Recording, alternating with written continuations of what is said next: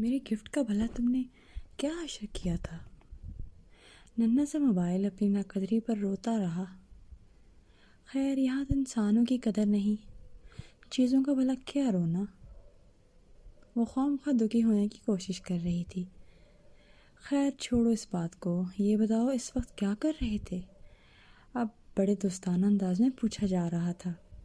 تم سے مطلب؟ وہ کاغذ اور قلم ایک طرف رکھ کر کارپیٹ پر لیٹ گیا تھا۔ مجھے ہی تو مطلب ہے، ویسے تم نہ بھی بتاؤ میں پھر بھی جانتی ہوں تم کیا کر رہے تھے۔ اس کا انداز معنی خیز تھا۔ اچھا تو پھر بتا دیں میں کیا کر رہا تھا؟ عبد نے چپتے ہوئے لہجے سے پوچھا۔ علی کو خط لکھ رہے تھے نا؟ اس نے وثوق سے کہا تھا۔ وہ چونک گیا، وہ اسی طرح اسے چونکائے رکھتی تھی۔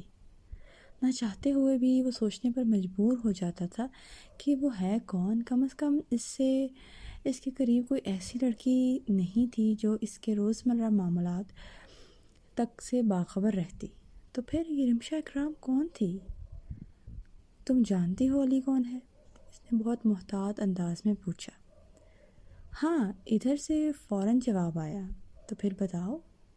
تمہارا دوست ہے، وہ سوچتے ہوئے بولی تھی۔ حالانکہ وہ یہ بات جانتی تھی، مگر انداز یوں تھا گویا سوچ بچار کے بعد تکا مارا گیا ہو۔ ہاں، اب تو بڑبڑایا۔ اس کے علاوہ وہ پتہ ہے علی کون ہے؟ اب پتھر سے وہ تجسس کی مار رہی تھی۔ کون ہے؟ تمہاری خالہ کا ہونے والا داماد۔ تم کیسے جانتی ہو؟ اب گویا ششدر رہ گیا تھا۔ وہ کوئی عام رانگ کالر تو نہیں لگتی تھی۔ آج سے پہلے تک وہ اس سے بس عام سے انداز میں بات کرتا رہا تھا، اسی لیے تو اب نے کبھی اس کے بارے میں جاننے کی کوشش نہیں کی تھی۔ مگر اس وقت وہ حیران ہو کر رہ گیا تھا۔ یہ بات آج کل امی اور خالہ کے درمیان ڈسکس ہو رہی تھی۔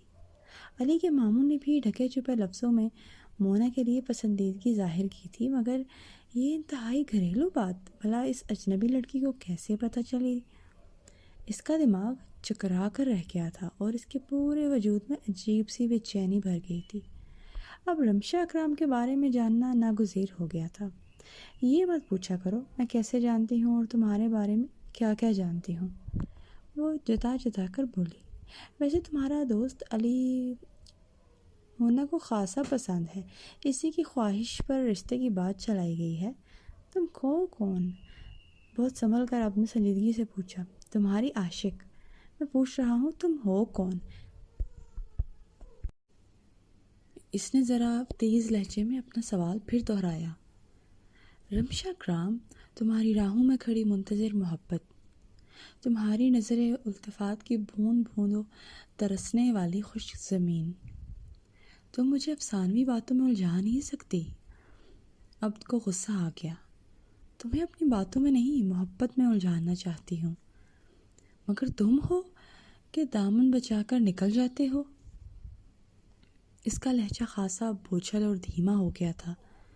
یہ بفائدہ باتیں ہیں، مجھ پر اثر انداز نہیں ہو سکتی۔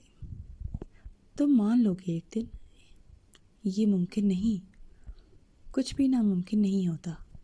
خوش فہمی ہے تمہاری، وہ سلگ کر بولا۔ نہیں، خود پر اعتماد ہے، اور اس محبت پر اعتماد ہے جو میرے اور تمہارے درمیان صف باندھے کھڑی ہے۔ اس کی مزید کوئی بات سننے بغیر اس نے کھٹاک سے فون بند کر دیا، جبکہ عبد خون کے گھونٹ بھر کر رہ گیا۔ اس نے دل میں پختہ عہد کر رکھا تھا کہ آئندہ کی کوئی کال اٹینڈ نہیں کرے گا۔ نہ جانے کون لڑکی تھی، کس مقصد کے تحت اسے تنگ کر رہی تھی، نہ جانے اس کا منصوبہ کیا ہے۔ وہ جس حساس ادارے میں سے منسلک تھا، یہ لڑکی اس کے لیے خطرناک بھی ثابت ہو سکتی تھی۔ اسے بہت پھونک کر قدم رکھنے کی ضرورت تھی۔